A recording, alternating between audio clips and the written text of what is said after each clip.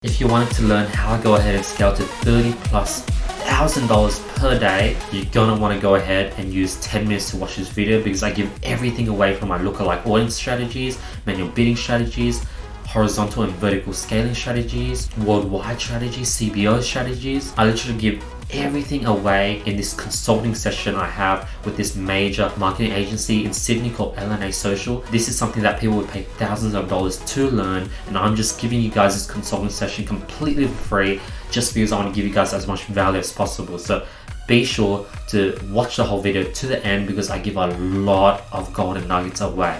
Like, there's so much strategy I just give because I want to provide value, and you guys are getting it completely for free. Before getting to today's video, let's start by announcing last video's winners for $1,000 worth of courses, consulting course with me. The winner's here. If you guys want to qualify, all you have to do is drop a comment below, follow me on Instagram, hit the subscribe button, hit the notification bell, and I'll be picking the best comment every single video.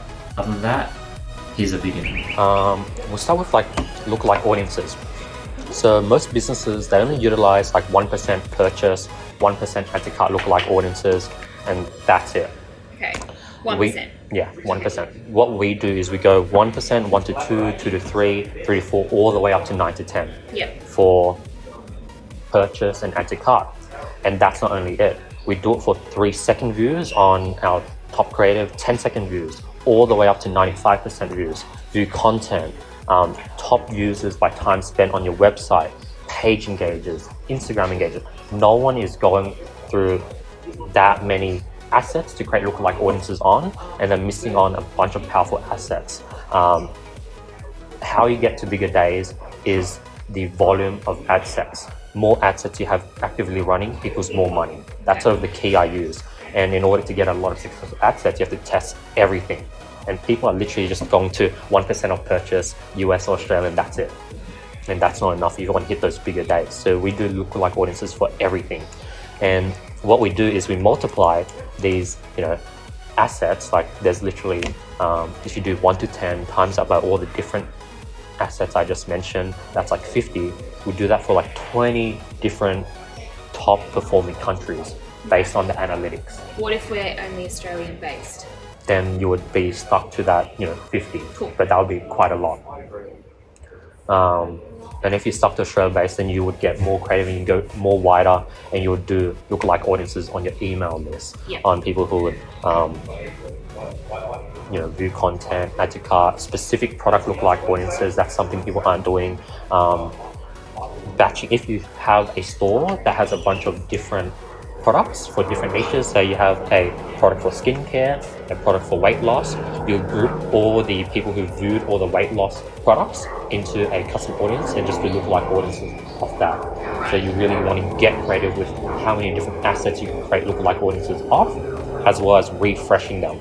After you create a lookalike audience on all your sort of purchases, say you had 10,000 purchases at the beginning of the year, do lookalike audiences on that, 1 to 10%.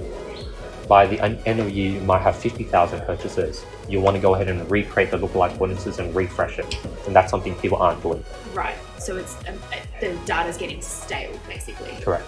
Okay. And how often should that be done then? You should be doing it once you've exhausted all the different assets. Okay. Then you want to recycle the whole process. And usually it will take you 6 months to go through all those different assets. Okay, cool. That makes a lot more sense.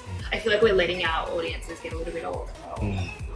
And then I just thought that it would automatically refresh itself as a lookalike audience. technically it does, but not based on my testing. Redoing it, I would get new winning ad sets. And I would only do 1 lookalike audience per ad set. That wasn't the winning ad set before. Yes. Right. So that's sort of what I've been doing with lookalike audiences. Now, manual bidding. Manual bidding only works on super high budgets. I know a lot of people that would run $100, $200, $300 manual bids. They would set a bid to say $30. That's the average cost of purchase, and that's how people do it. And 9 out of 10 times, you're not going to get results. Manual bidding only works with super high budgets, and I'll do it at 1,000, 5,000, 10,000. And for the bid, I'll put that 3x my average cost per purchase. Now, here's an example. Let's say you are just doing normal automatic bidding for a teeth whitening kit and you're paying $30 for a purchase. What I would do is I would come in with a manual bid, bidding for $90 per purchase, and I would get all the high quality traffic in that niche. Right. I'll get a ton of purchases, and even though I'm bidding at 90, Facebook feeds me all the priority traffic, and as a result, the CPMs are super high because like these are high quality traffic, but they're so high quality that my average cost per purchase would end up around 30 to 35, sometimes cheaper, but I'll get volume. Right. So reaching higher amounts of people then. Correct. Whereas if you did automatic bidding at, let's say your average cost per purchase was 30, the moment you double, tripled, or went from $100 a day to $500 a day, you would see your cost of purchase increase because you're still bidding the same amount. When you want to hit high, if you want to go off volume, you have to increase the quality of traffic.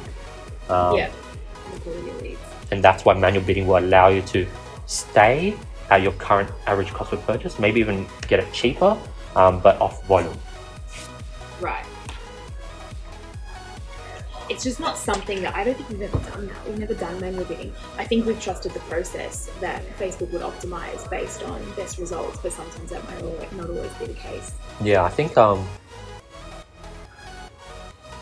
what I've noticed is that when you're advertising for brands, you guys do things long term. You would have ad sets run for like months on months, and they sort of perform well, which is cool. And I think what I was able to get from doing drop shipping was how to go ahead and find this hot trending product and like push it out over a period of 2 to 3 weeks, get it viral, get millions of views to it, bring it to 10, 20, 30K days, dry out the product and go on to the next product. And I think if brands were able to utilize some of these strategies, maybe they had a winning creative, they could really make most out of their winning creative and push it out, get that creative viral, and go on to the next creative. That's what I would do with brands. It's all about finding winning creatives and just sort of scaling the hell out of it, and then moving on to the next creative.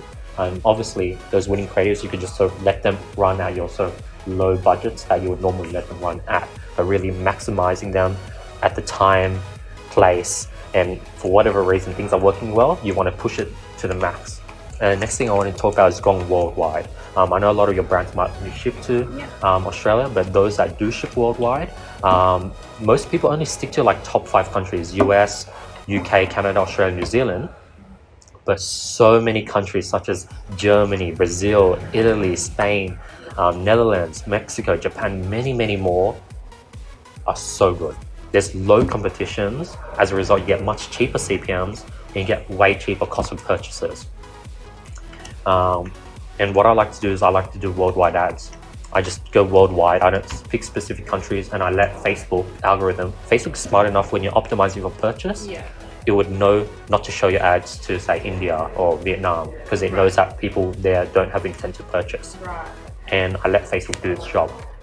That does pretty well. And like even creating Spanish translated ads, having your creatives just have Spanish subtitles, Spanish ad copy, targeting like Mexico, Brazil, etc. Those kill it because again, low CPMs, cheaper cost of purchase, less competition, and like countries like Mexico and Brazil, there's a lot of purchases in those countries. They're getting like a stronger and stronger middle class.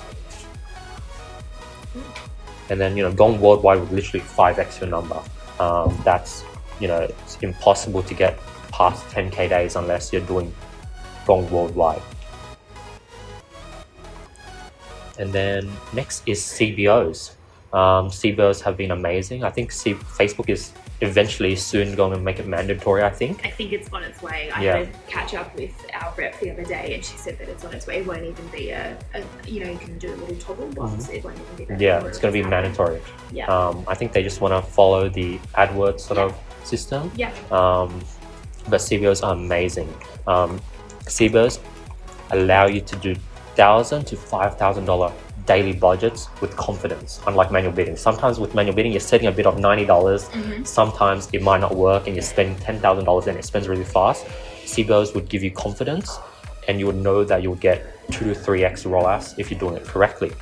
So what I'll do is with the hundreds of ad sets that we've launched using above strategies, what I would do is I would collect the top 20 ad sets in my testing campaign, and I'll duplicate them into a CBO campaign. And then that would do super well. And then what I do is I do this thing called CBO offspring, something that I sort of came up with, where if a $500 CBO, you always want to start CBOs at least $500 if you have 20 ad sets. If a CBO is doing well, you want to duplicate it. And what you want to do is you want to remove all the bad ad sets that didn't go well in that first offspring, and then inject well-performing ad sets from your testing campaign. On your testing campaign, you always want to be testing new ad sets, new lookalike audiences, new angles, and you want to be putting the well-performing ad sets that you've tested into CBO version 2. And then when you go ahead with version 2, you'll see that a bunch of ad sets perform well again and a few won't. Duplicate that again, CBO version 3. Take out the bad ad sets, inject new good ad sets in, and that's sort of how you get better and better CBOs, and that's how you go from a $500 campaign to 1,000, 2,000, 5,000, and the CBOs just get stronger and stronger over time. And then lastly, it's just like normal horizontal and vertical scaling. A lot of people with their brands, they just do 10 interests related to the product. Like that isn't enough. 10 interests is like, you can't just go ahead and, what most people do is they would do like, if they were selling a handbag, they would have Gucci, handbag, women accessories. They're like, that's not enough. Like what we do is we test 50 plus single interests, and we really would like to think out the box. So for example, here's like an out the box example. Cardi B does very well for handbags. Like no one would think of targeting Cardi B. One, the CPMs are going to be much cheaper because no one's targeting Cardi B. Two, if you really think about it, people who are into Cardi B, they're more into luxurious, they're spending money, they want to look cool and flashy, and that's why it might work with the handbag. And so you're only targeting one interest per ad set? Yes. Wow. And you want to test at least 50. We're both like, wow. Okay. Does it affect the quality of leads or quality of conversions if it's just like an obscure interest? Or is this in the top of the funnel still? This is top of the funnel for cold traffic. For cold traffic. And talking about that, I would only pick single interests that are at least 500,000 plus in audience. For sure. And Facebook is smart enough where if you optimize you for purchase, they're going to look for purchases within that interest. And even stuff like, for example, law of attraction for teeth whitening kit. Very strange. But you really want to think out the box, and people are literally just doing 10 interests directly related to the product, and competition is going to be so high. Like everyone's using 10 tests for a teeth whitening kit, teeth whitening, Oral-B. Like you're not going to get purchases targeting the same thing every other teeth whitening company is targeting. And when it comes to rising budgets, going from like $10 to $12 to $15 and rising your budgets by 20%, super old school. What we do is we double. We go from 10 to 20 to 50 to 100 to 200. Once it gets up to around 250, from that whole process, we're editing the budget. Once it gets to 250, we then like to duplicate it. And we like to duplicate it from 250 to 500, and we duplicate it 3 times. We'd have 3 duplicates, and the reason why we duplicate it 3 times is you'll find out 1 to 2 out of the 3 would perform well at that new increased budget, and as well as you don't want to hurt the existing ad set that you brought from 0 to 250. If you go ahead and duplicate it from 250 to 500, it might just crash and burn, and you want to keep that one on its own. And yeah, that's sort of what we're doing when it comes to just horizontal and vertical scale. As you can see, lots of value. That's my whole marketing outline. Like that's everything. Like this is things that are in my course, in my program. You guys just got it all for free. Like that's everything. Like nothing was held back because I wanted to provide this major marketing agency as much value as possible. And you guys, this footage, I should be charging people to get this footage, but you guys are getting it completely for free because I want to be able to give you guys the content that I wish I was able to consume when I first got started. So in return, all I ask is for you to simply hit the like button, hit the subscribe button. Question of the day: what was the best Facebook strategy or tip that you got from this video? Drop it in the comments below, let me know. Lots of value. Definitely watch this video again. Thank you for sticking to the end. Hope you guys have an amazing day, and I'll be seeing you guys tomorrow with more value and positivity. Peace.